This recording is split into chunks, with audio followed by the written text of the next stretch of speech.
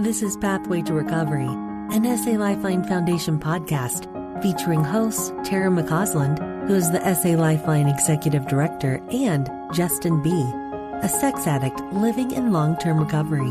We have conversations with experts and individuals who understand the pathway to healing from sexual addiction and betrayal trauma, because we believe that recovering individuals leads to the healing of families.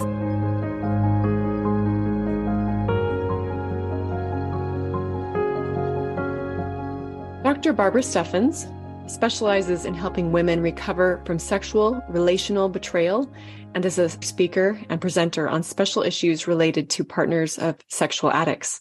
She is a retired mental health counselor and a board-certified coach.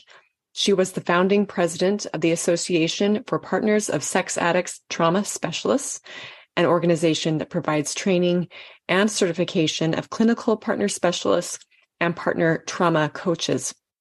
Barbara is co-author of Your Sexually Addicted Spouse, How Partners Can Cope and Heal, which has dramatically affected change in the lives of those who are victims and the professionals who are trained to serve them. She is a pioneer in the field and calls herself the grandmother of those who have followed behind her to help partners heal. Welcome to Pathway to Recovery, a podcast brought to you by SA Lifeline Foundation, and I am the Executive Director, Tara McCausland. I am thrilled to have Dr. Barbara Steffens here with us today. Thank you so much, Barbara, for being here with us. Appreciate your time today. Well, thank you for asking me and inviting me. I'm looking forward to our conversation. Well, as you had mentioned in your bio, as the grandmother of this topic of betrayal trauma, I recognize that this is hard and messy work. So I'm always curious what brings people here. So how did you get into this work, and how did you discover that partners experience trauma? Okay.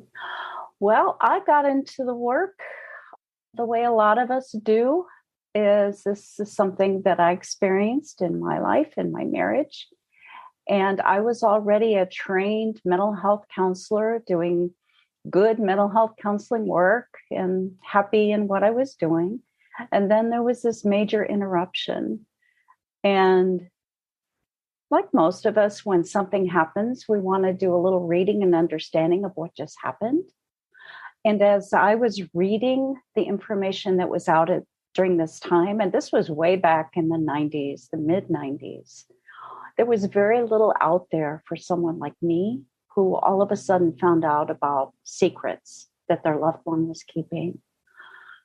And so as I was reading all these descriptions of people like me that made no sense to me, because I know who I am and I know what my history is, but someone was making all these statements about what my past experience was and all of this, and it made no sense to me. And as I put on my mental health clinician hat, I said, how do you start to diagnose or describe someone you've never met? Because we're all unique. And partners were being given this label of being co-addicted. And so between really wanting to know what was going on inside of me, I was recognizing my symptoms as a mental health person, but then also reading the information that was out there made no sense. So as I was healing, I was also learning and reading and trying to understand. And then one day along the way, I went to a friend of mine who was leading recovery groups for men. And I said, where is the group for me? And he said, Barb, when are you going to start it? So that's how I really got started working with other betrayed women. And then as I asked them the simple question, what was it like for you the moment that you found out about these secrets? And they described all these violent, assaultive kind of experiences. So it was, things were crashing around me. Someone came into my home and robbed everything, and everything was in a mess, and I didn't know what to do. So really, really vibrant, painful, traumatic kinds of pictures as they described what it was like for them. So again, my mental health hat went on and then said, I have worked with traumatized people for a long time. I recognize this. And I recognize some of that in me. So that, anyway, that's a long story in terms of how it got started. It came out of my own felt need, but then also this curiosity and confusion around what was out there that was not helpful for me. So eventually, as I was healing, my husband was healing, we're getting ready to have our 50th wedding anniversary this year. So, we made it, we've made it. But as we were in the healing process, I was also in this journey of trying to understand. And I decided at that point it was time for me to go back and get my doctorate so that I could be a specialist working with partners and so that I could do research. So I was seeing trauma in the women that I was helping and supporting. So my research was, basically, is this trauma in terms of how partners respond? And if it is, how many of these women experience that? And in my study, it was 69.1% met all the criteria for post-traumatic stress. Subsequent studies that other people have done, it's even higher. They come more to 70, 72%, 73%. So it's a large percentage of women have some kind of trauma response. And then I started reading about this concept called betrayal trauma that someone else was researching, Jennifer Fried, and it seemed to make sense. And that seems to be the term that most of our organizations and work that we're doing with partners now, that seems to make sense. So I helped us understand this was trauma, not that they had their own addiction. Partners don't have any responsibility for what their loved one chooses to do, right, or any addiction that they have. So trauma, and then this concept of betrayal trauma really made sense. Well, I love that you took your own pain and then you learned and you grew personally, but you brought this into the field of therapy. That is what change makers do. I'm a grateful recipient of your work. Your work has blessed my family's life. So thank you for not being crushed by your pain, but buoyed up by it in the end. But for someone who's just discovering this, it can feel crushing. Absolutely crushing and exhausting, can produce shame. Even though there's nothing you did wrong, that sense of shame that comes with trauma is pronounced. And also, this isn't something we talk about very much. So they're ashamed to even bring it up and to reach for help. So I'm just glad we can use these words now. We can talk about it. Bringing things out into the light is part of the solution, right? Yeah, so we are grateful to be talking openly about this. Yeah. Now, I know that we all experience trauma to some degree in our lives. But can you tell us what the difference between trauma and betrayal trauma is? Well, I think the main thing that makes it different is betrayal trauma puts it within the context of a relationship where there's an expectation or a necessity for dependence or interdependence. So if you think about a child who perhaps is abused in their family, so their caregivers betray them, where there's an expectation of this is a safe place, these are safe people, and now this is an unsafe place. But the same thing happens in committed relationships, marriages, boyfriend, girlfriend, but predominantly these committed long-term relationships, or where there's an expectation of a long-term relationship. And then you find out that there's something that they've been hiding or have been doing that can put you at risk. Then the nature of the relationship is what makes it betrayal trauma. So there's an expectation of safety, security, or a level of this is someone I need in my life. We work together. We, parent together. We are planning a life together. And yet this person kept something from me that now has put me and the relationship at risk. So that's what betrayal trauma is. It's really the betrayal that occurs. And it's so hard, especially for partners, as we're talking about them, because It wasn't something that they knew before they made a commitment to the relationship. Or if they knew, just the tiniest amount. Oh, I had a problem with this, but I don't struggle with it anymore. Oh, okay. And so they make a choice and move forward. And so the relationship is kind of based on this lie, this not being honest, not being truthful about a major part of this other person's life. And so that when you find out that someone is not all that you thought they were, or that there was a big piece that they were hiding, then that's really destructive and traumatic. So it's the nature of the relationship and the nature of the kinds of things that come up that put the individual and the relationship in harm's way, at risk. And in a marriage relationship, a committed relationship, it's especially challenging when here you are living with this person. There's no escape, essentially. Yeah. And you continue to be in a space of being wounded by this individual. And as you said, very often, it takes years for a spouse or a partner to understand what's really happening. And they do often look at themselves and think, what's wrong with me? Yeah. And that's the irony of this situation and that was certainly the case in my family for my parents, Stephen and Rose Croshaw. There are many voices out there that will point betrayed partners one direction or another. From your research and your experience as a coach, as a therapist, you have so much experience in this field. What really helps the betrayed partner to heal and recover? There are a lot of different things, but the first thing would be to understand that this isn't something you did or didn't do that brought this about. So it's not your responsibility to heal it because you didn't make it happen. Some partners will automatically think, well, I must not be enough.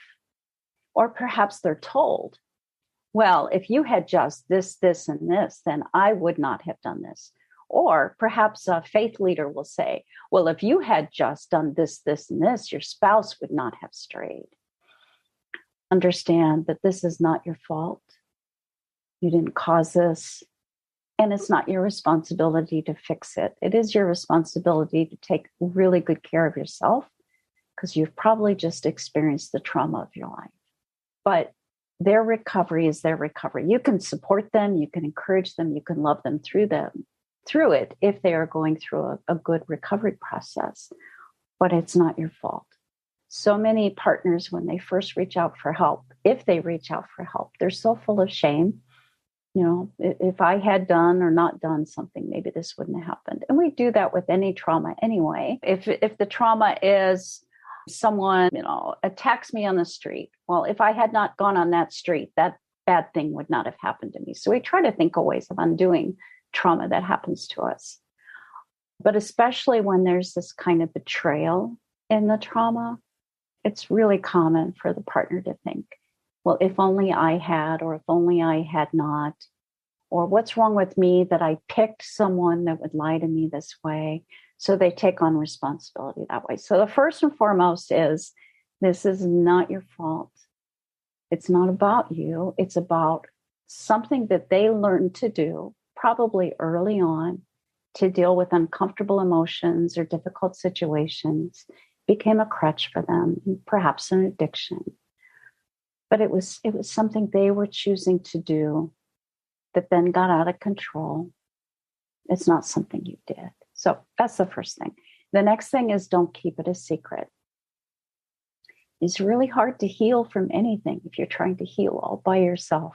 I believe we were created to be in community and be in relationships. And if you can't get the support that you need and want from your primary person, because right now they're not very safe, you need to find a community of safe people.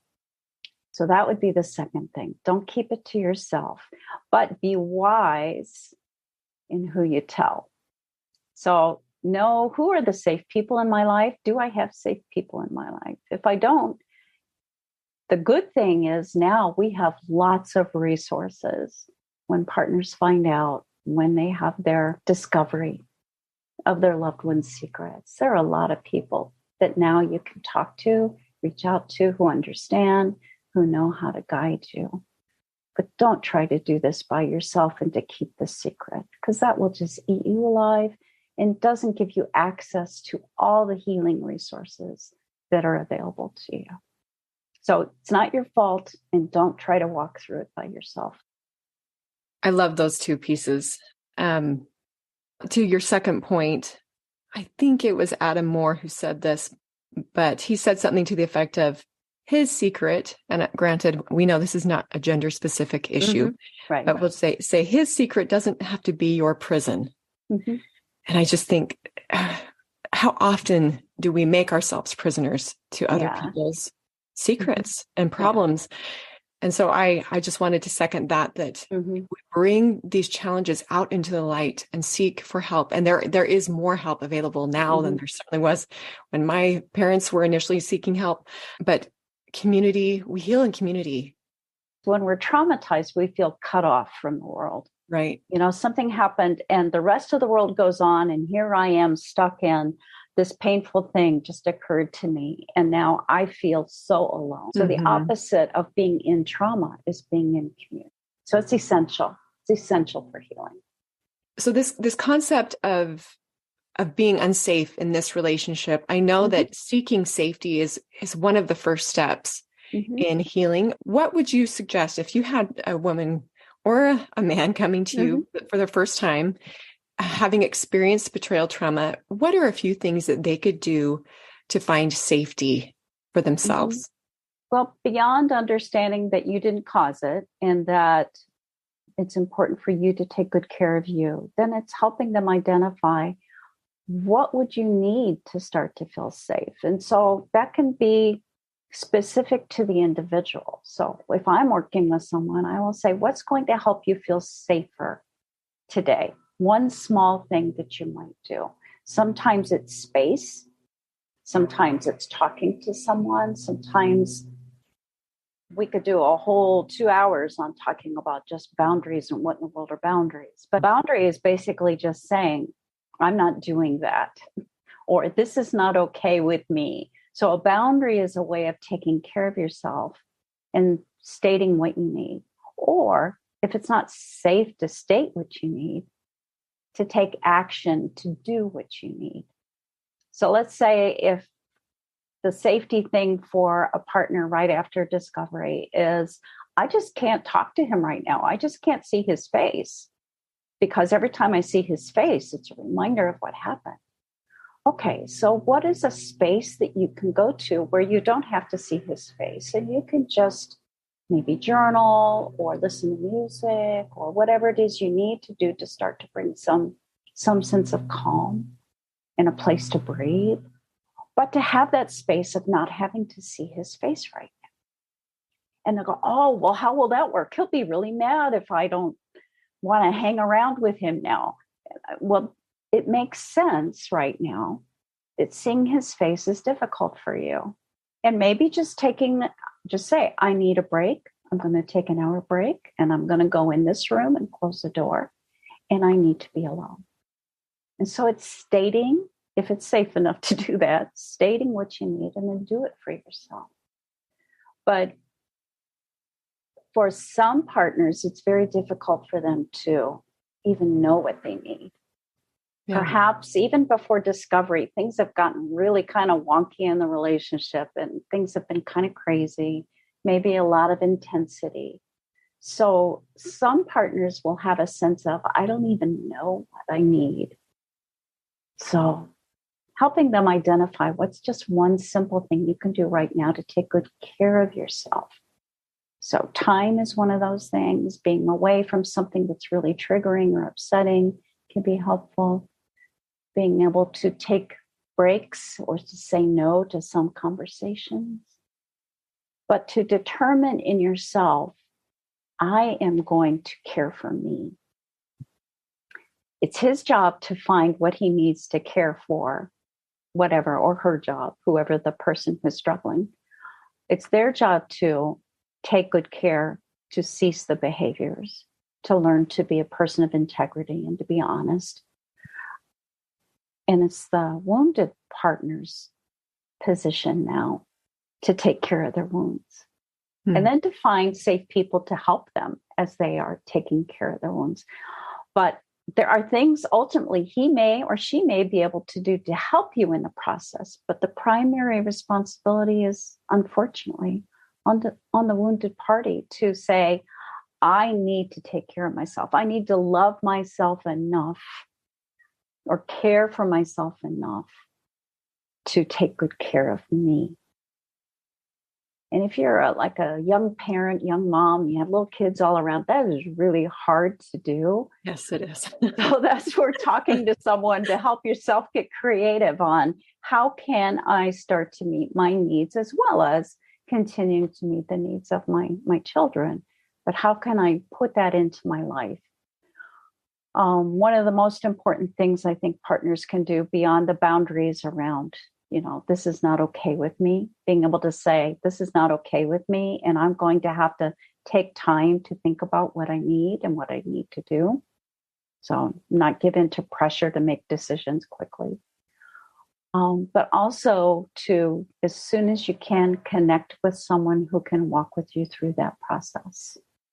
Again, because we don't want to do this alone. I don't think you can fully heal in this process all by yourself. So finding someone safe that you can cry to, ask questions to, be angry in front of, and not worry about judgment, and just have them be there for you, with you. I think those are the most important things. Wonderful.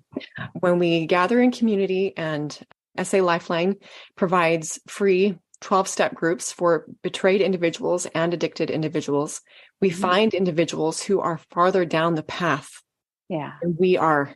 And they can be a sounding board. Yes. They can also give insight and share experience that might be very valuable as you're navigating your own path. Yeah.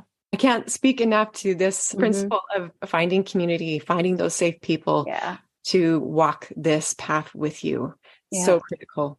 Yeah. And you may find that your best friend is not that person right now because the best friend doesn't have that experience or doesn't know what to say and just really wants you to feel better. And so finding someone else who understands this issue, this topic, you don't have to explain it to them. It's like you have your own language. And betrayed partners, we know betrayal speak, and we know what it feels like. Maybe not exactly what your experience is, but we know what betrayal is.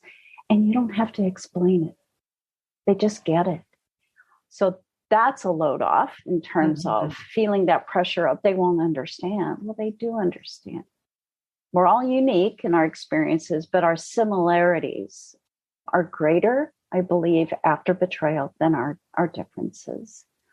So finding that safe place. And it is so fortunate, SA Lifeline's been there for quite a while and is doing wonderful work. And now we have so many other wonderful groups available for betrayed partners. So many more resources now. So you don't have to do this alone. You may choose to. We are saying don't choose to do it alone. You may choose to do that, but you don't have to because there's so many resources now. And I do think it was Kevin Skinner last year in our conference that said, if you choose to walk this path alone, healing will take much longer. Yeah. Not to put out the myth that this is a quick process. Recovery from betrayal trauma takes time and to allow for that journey to unfold naturally. But yes, healing in community and finding a qualified therapist, that we talk about that a lot as well in SA Lifeline, that good help, people who get this are worth looking for, and they can be found. Yes, they can be found. I know that there are different outcomes for partners and for marriages with this issue, and some marriages are able to navigate this issue and heal and recover, but others don't. What can a partner do if their loved one, their betrayer, doesn't choose recovery? That's always so sad. It's sad for the partner, but it's sad for the person who's not choosing recovery, because that's just going to get worse for them. They're going to be more isolated. But if, your loved one says, I don't have a problem and you need to just stop talking about this and it's no big deal, you're still in the place of what do you need and what do you need to do for you? So I'm not going to talk about long-term decisions. Long-term, there are relationships that do not survive. But sometimes it's difficult for a partner, especially in the first 6 months, the first year, to make any of those kinds of decisions. So you start to think about, what boundaries do I need to have in place to protect me? How can I start to move in a direction where I feel safer in the relationship? I'll just share one thing I did. One thing I did early on, because I didn't know what my loved one was going to do, was I said, I need to have my own bank account that is just in my name. And it's a safety thing. And fortunately, my spouse said, okay, I get that. But if your spouse says, no, that's not allowed. Well, yes, you can. You can do that for yourself. So setting up systems or putting things in place that help you feel safe enough to move forward in your healing, regardless of what they choose to do. And that's going to look different for different relationships, for different partners. So again, a plug for getting support and help as you're trying to make those decisions. But it really is focusing on, who am I? Who do I want to be? What are my values? And how can I stay consistent to who I am, regardless of what they choose to do? So for some, it's, again, being with friends more often. Some people will, if they've not been working outside of the home, they choose to get a job. But it's just different kinds of things so that they feel strong and safer as this is playing itself out for what they need to do. Again, community, really, really important if you're in that space. It's so important to have other safe people who can listen and encourage you as you are taking care of you. But think about what your values are, and as you're making decisions, have them be grounded in who you want to be and what your values are. Not what other people might think your values should be, but who are you? Who do you want to be? And what's behaving in ways that are consistent for you? So every once in a while, I'll talk to someone and I'll say, well, my husband isn't going to get any better and he's not choosing recovery, so I'm just going to go out and have an affair. And I go, well, yeah, you could do that. But how is that helping you? And how is that consistent with who you want to be? So just draw back to, what grounds you and what drives you in terms of who you want to be, who you were created to be. And if you're behaving in those ways, that's going to help you heal. Because you're going to be integrity. You're going to be in reality. That's another really important piece, is being in reality. Not that wishful, well, maybe someday he'll get better and I'll just keep plugging along. It's no, what's going to help you stay in reality and consistent with who you are? And then you focus on doing those things. That, again, takes a community to continue and to work in that direction. There are people who their loved ones don't get in recovery and they stay in the relationship and they find ways of staying whole as they can be. Other people will find that they cannot do that because it just bleeds over too much. It doesn't feel real. It doesn't feel like it has integrity. And then they need to work through, what does that process look like if they decide they need to separate. These are longer term decisions in terms of ultimately what happens in the relationship. But in the short term, it's, how do I be me, the best me that I can be? And what support do I need to do that? That's going to help you heal. I think bringing into that questioning of what are my values, seeking that spiritual connection with the God of your understanding, and having that connection be the space where you seek guidance and direction and clarity, because there will be so many voices that will tell you to go one way or the other. And some of them good and informed, and others not so much. Yeah. So it might look from the outside like you're not choosing the right way. I speak to this from a daughter's perspective, because I know that my parents, others questioned why my mom stayed in a relationship where she had been betrayed over and over. And I know that everyone's circumstances and situation is unique. So I'm grateful that she, rather than leaving, which she would have been very justified in doing, she listened to the God voice inside of her. Let that voice be her guide, rather than friends or even faith leaders who may have not understood why she was choosing what she was choosing. Yeah. So being patient in that process, again, seeking community, seeking connection with the God of your understanding. Yeah. Yeah. And if you are hearing voices telling you what you should do, then those are probably not voices that are helpful right now. The voices in a good, healthy community are going to say, wow, I am with you through this. And I will pray with you and for you as you are making these decisions. How can I help you? How can I support you? They aren't the ones that are going, well, you shouldn't, or you can't, or God wouldn't want you to.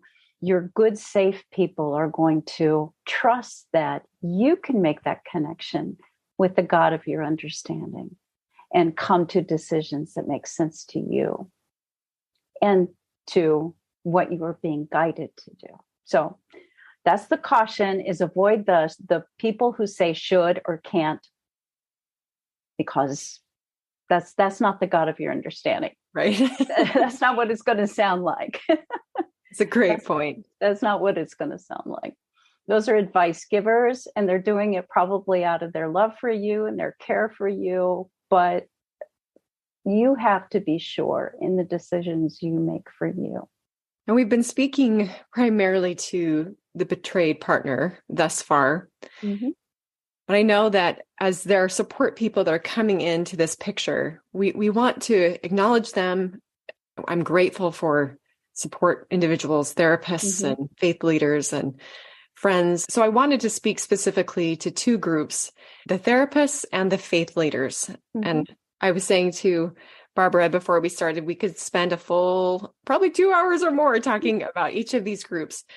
But for the sake of time, but also acknowledging these individuals, what word of advice would you give to the therapists who are working with betrayed partners? This is really important. I just want to start by saying that. I have worked with partners over 25 years, and the betrayal from their loved one is horrific. But additional betrayal, when they go to seek help and they're given bad information or wrong advice, that's another betrayal. So therapists, get advanced training so that you can specialize in helping these individuals. Don't just read a book, because that's not going to give you the experience as well as the information that you need to really know how to be with and attend to someone who's traumatized, but someone who is traumatized within a primary relationship. It is different. So get specialized care. When I'm doing training, I have trained hundreds of people on how to assist betrayed partners. And I always just praise them for taking advanced training, because it says they want to do better and they want to be ethical providers. So please don't say that you know how to help someone with this unless you have specialized training. Too many partners get hurt, again, by ill-informed, untrained therapists or coaches. So that's the first thing. Get training. The good news is there's good training out there. You know, I was part of founding an organization that provides training on how to help betrayed partners. And now APSATS, it's Association for Partners of Sex Addicts Trauma Specialists, APSATS. But now we're training people on how to help the family, the children, not just the partner, and how working together can also help the relationship. So the specialized training is out there. Please take advantage and get that training. And know that in the olden days, one of the first things a partner was asked when she came in after being betrayed was, what kind of abuse have you had in your childhood? So totally skipping over the fact that this person's walking in to talk to you or seeing you virtually and they're bleeding out, And so now you're wanting to ask them about history. Don't ask them about history. Ask them about what's going on for them now. What do they need right now? So stay in the here and now and don't jump to history. APSATS has developed a model for recovery or healing from this kind of trauma. And we start with the here and now. We start with being safe and finding a sense of stabilization. And then grief and doing the trauma work. And then moving forward and growing. And then if there are historical abuses that this person hasn't attended to, then you do that. Don't start there.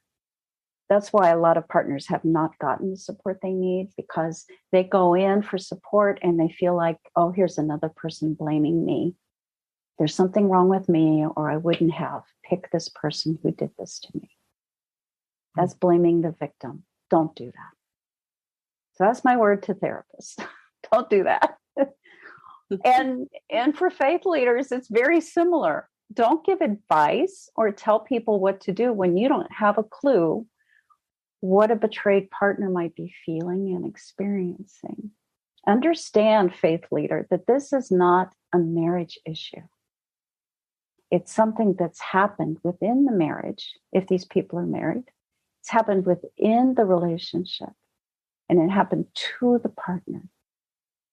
It's not because the marriage wasn't healthy or strong. It's because someone has out of control sexual behaviors. And that has brought itself into the relationship. So don't assume and don't recommend marriage counseling, traditional marriage counseling right away. That's not helpful. So it's probably, individual support for a while, and then sooner rather than later, having them come together to understand each other's experience and what recovery is going to look like. But this is not marriage counseling. This is crisis intervention for a relationship early on. So don't make that mistake. And don't tell the partner to just have more sex, because this is not about having enough sex. This is an addiction that shows itself in sexual behavior, but it's not about lack of sex. Most partners, or many partners, feel sexually abandoned or neglected in their relationship because that's been going elsewhere. So don't assume this is not a sex issue. This is something that has happened, and there's a sexual betrayal piece of it for the partner. And if you give communication about just having sex more often, being more sexual, that totally misses the sexual trauma that partner is probably experiencing. So, faith leaders, get some education. Work with good therapists who understand and know how to help, and release your person, your parishioner, your person in your congregation to trained providers to help them. And then you are there to pray with them, for them, encourage them, love on them, to be there for them as part of their support. But don't hang on to them as you are their therapist, because you're not. That's not your role. So that may sound stern, but again, I'm saying that because I've heard so many partners who want to go to their faith community, their faith leader, for that kind of support. And they leave feeling wounded and blamed and alone. Mm-hmm. And we don't want to do that. So for both, get more information. There are lots of people. I know my organization, APSATS, has done some trainings for faith organizations on how to be more trauma informed and how to support. So find people that can do that for you to help you. We don't expect you to take care of this. We have specialists now that can do this. And hallelujah, right? Yeah, absolutely. Hallelujah. It's a wonderful thing. It's a wonderful thing. Not just in the United States, by the way. We have people across the globe.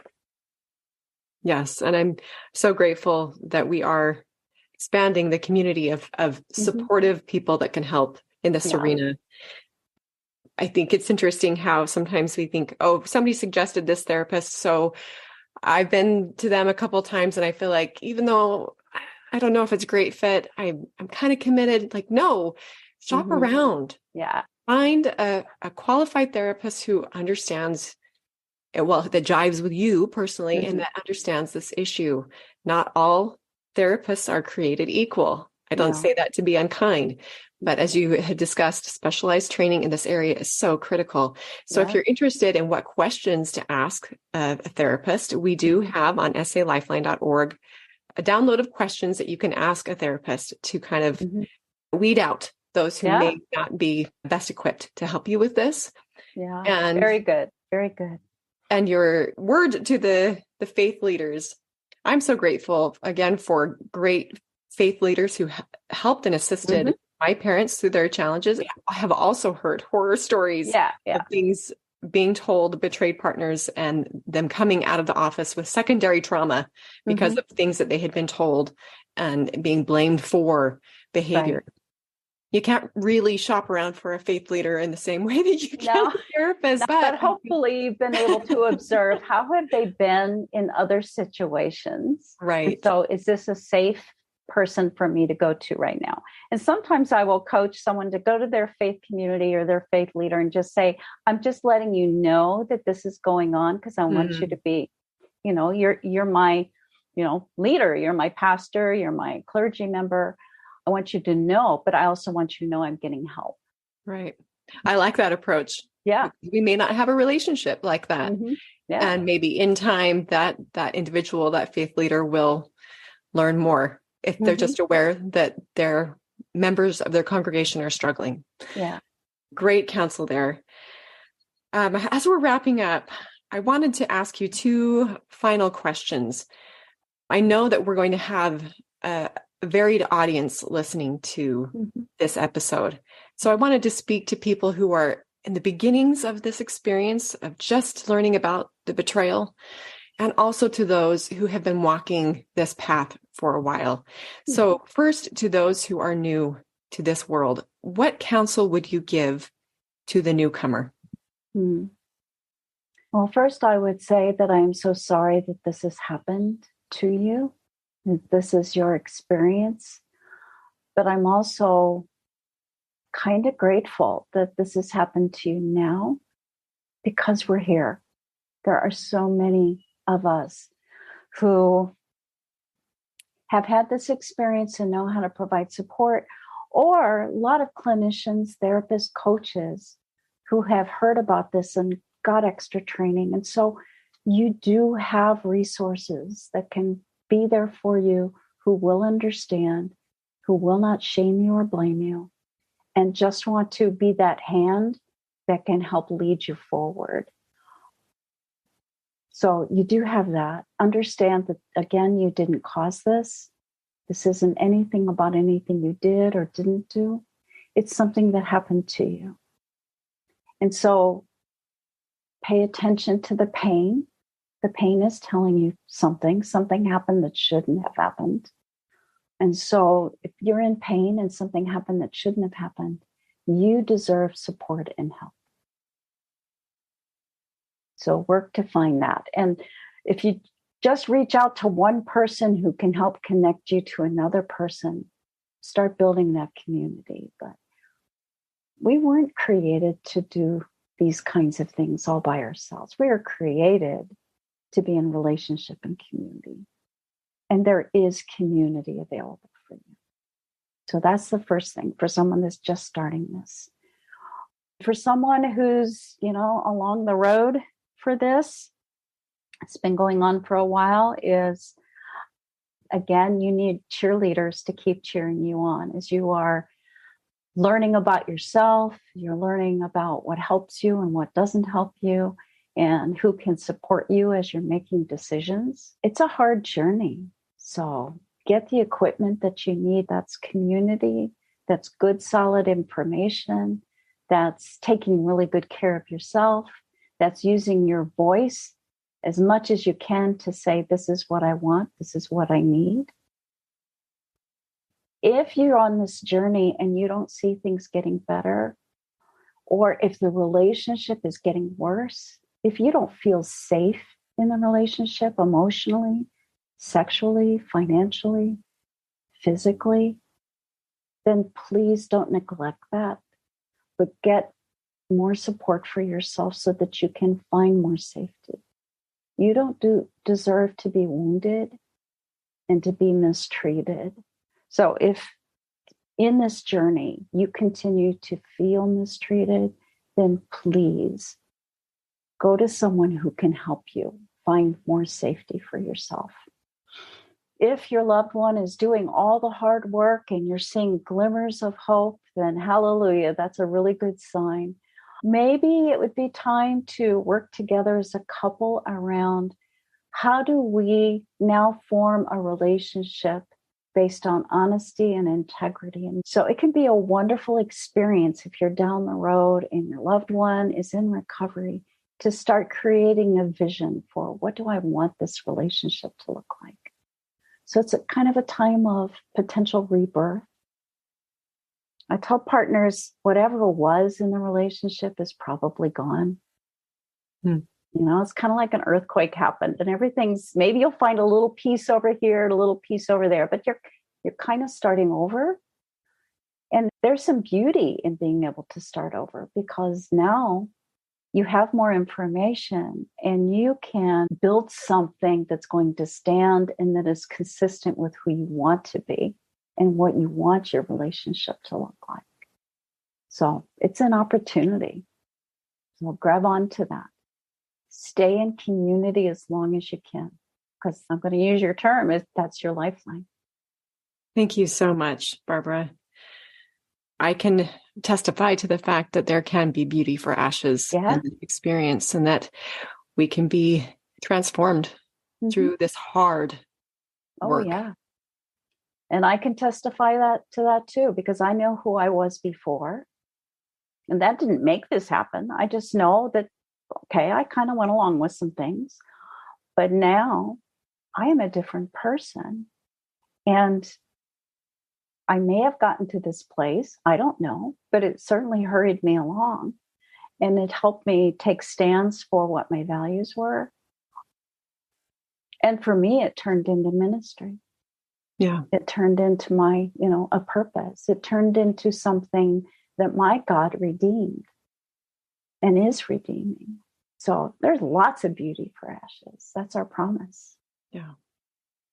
Well, thank you so much, Dr. Steffens. It's been a true privilege to have you here with me today. I've learned so much from you, and I know that so many others have, as you have shared your wisdom and your experience all these past years. Yeah. Thanks so much. Yeah. Thank you. Thanks so much. Thanks for joining us. We invite you to subscribe to this podcast so that you don't miss new episodes. And while you're at it, will you please leave us a 5-star rating and review to help us spread the good news that healing from sexual addiction and betrayal trauma is possible. We invite individuals who are struggling to join our virtual or in-person trauma-sensitive 12-step meetings. Meeting times and locations can be found at sal12step.org. You can find quality education at salifeline.org. And we hope that you will follow us on Instagram and Facebook. SA Lifeline is a 501c3 nonprofit organization, and we welcome donations. SA Lifeline, come heal with us.